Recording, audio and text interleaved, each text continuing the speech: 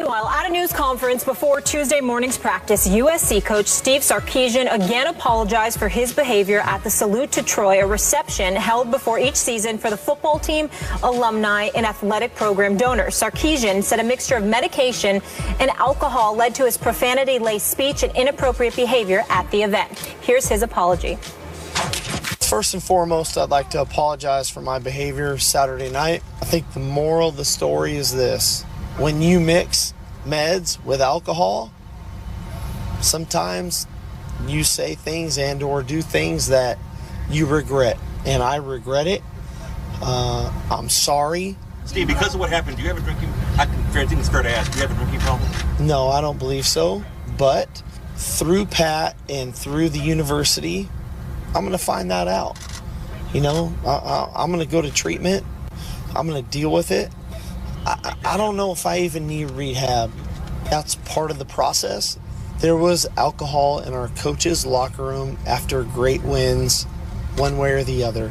And I don't know if we're very different than any other organization or program, but there won't be alcohol in our building ever again.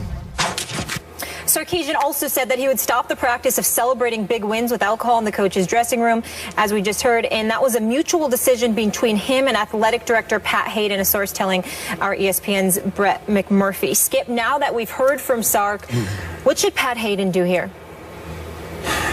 Stephen A., I'm going to go a little deeper here, so bear with me.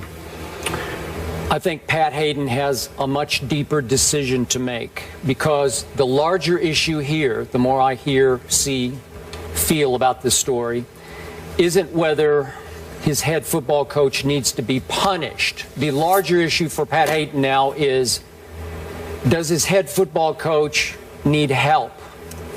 Again, I'm speaking from the experience. Forgive me for bringing this up again, but I grew up as the oldest kid in a household with two alcoholic parents.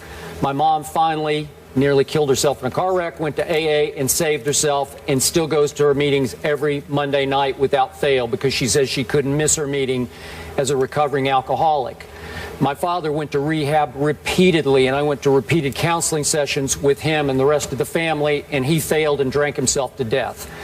Now, I'm going deep here, and I don't know enough of the facts, but I've heard the question asked enough times of Sarkisian, does he have a drinking problem?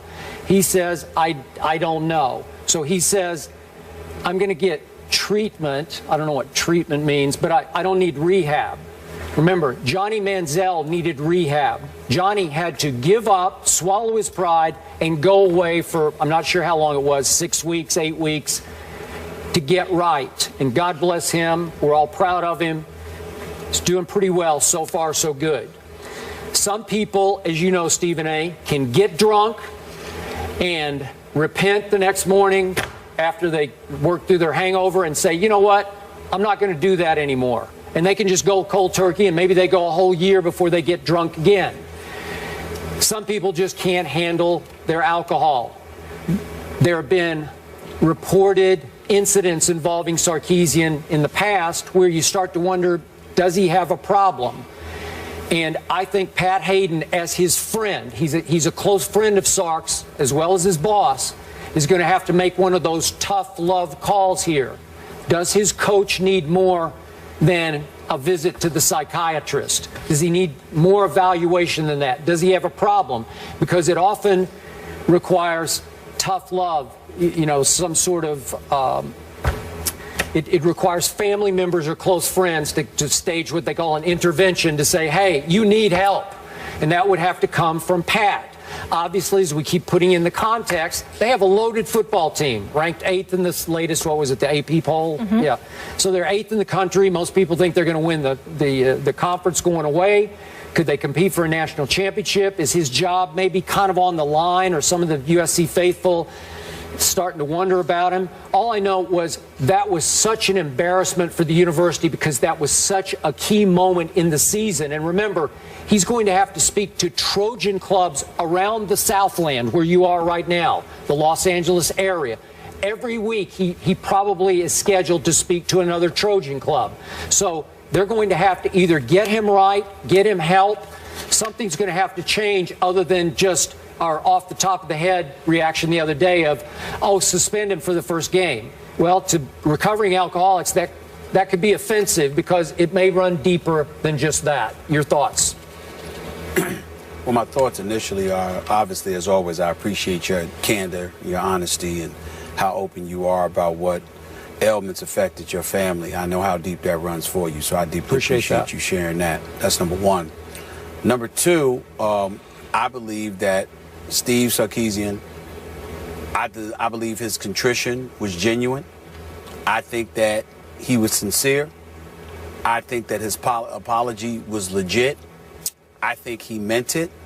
I do believe that he's sincerely ashamed of his actions, particularly how it reflects on Pat Haden and the USC Trojans program.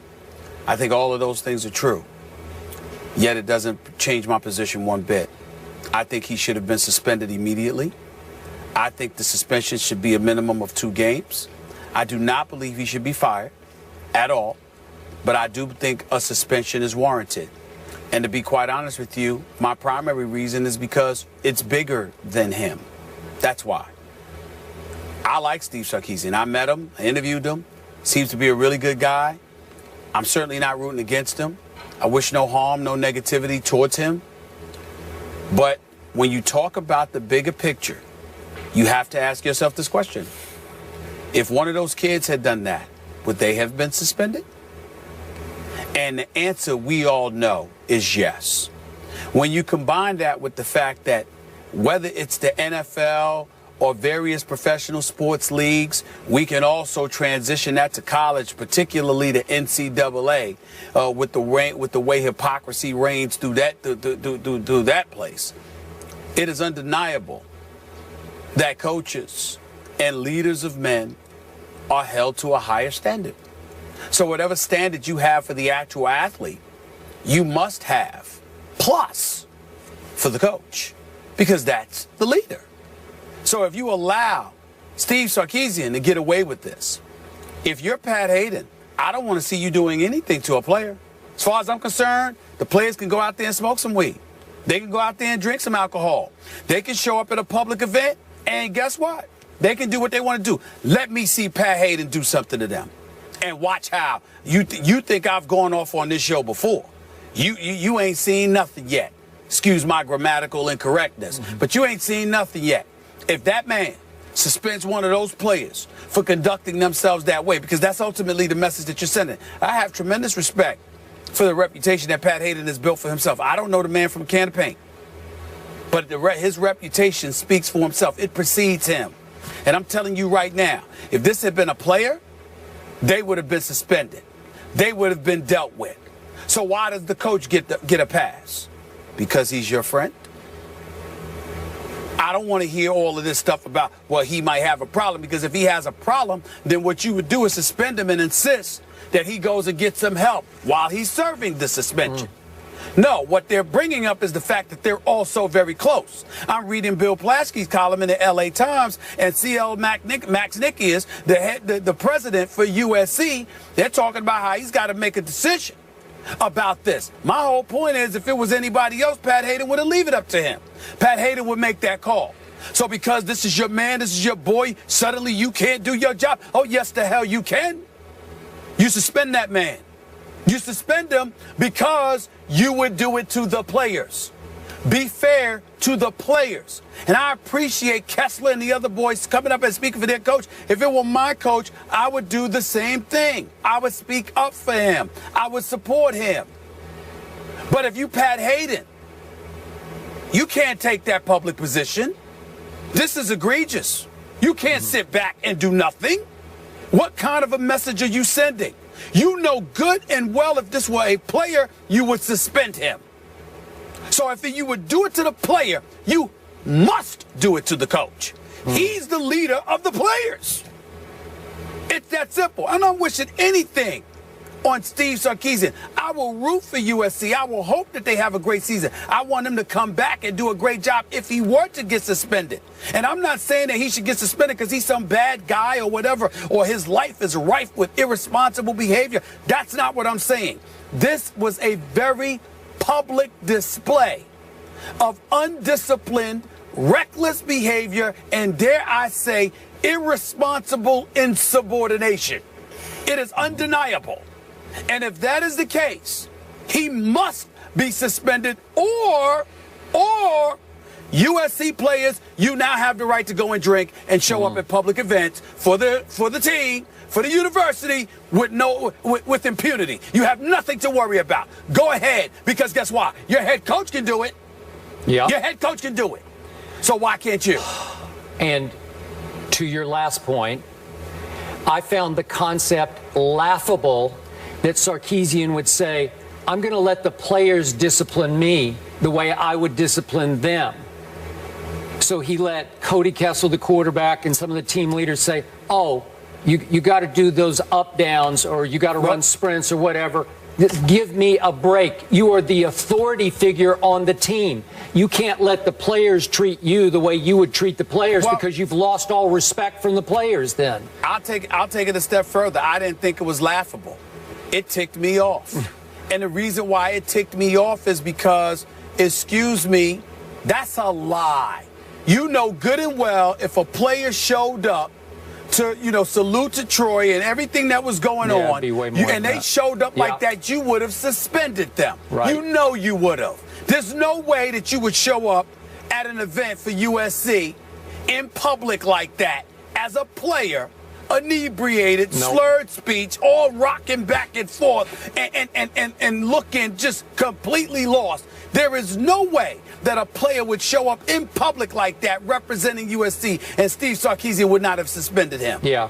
That's my point. That was a lie. Yeah. That's why I don't find it laughable, because it was a lie. Well, you wouldn't just have them running, sprinting up and down to all of this stuff. You would have suspended them. You can't treat this kind of punishment the way you would being late for a meeting or dropping too many passes in practice or whatever it might be. This is so far beyond that.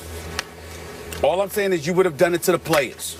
You can't give the coach a pass when you know you would not have given the players a pass. Pat Haden shouldn't leave this up to the president. Yeah. You're the damn athletic director. You're the boss for a reason. Do your job.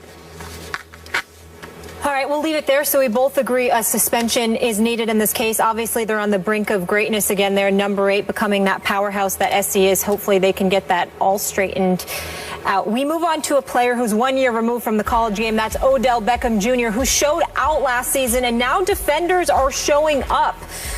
Will the target on his back slow him down in his sophomore campaign? That's the question. And also Antonio Pierce will join the desk for that conversation. Stay here.